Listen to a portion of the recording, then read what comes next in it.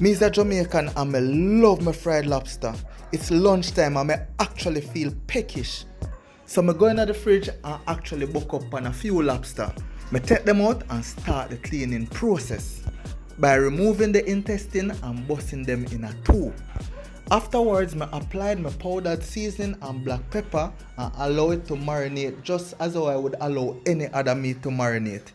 While marinating, I actually put my pot on the fire and ensure say it very hot and then pour my oil in there afterwards. After this, I start putting my lobster them one by one, head up and tail down. While lobster is being fried, I use this opportunity to cut up my onion and cut up my pepper and put in my pimento and those things in the pot along with vinegar to make my escovite sauce. As soon as the lobster done fry and my sauce done make, me gently apply the sauce pan my lobster them. The aroma turn up, the food smell good, the food tastes good.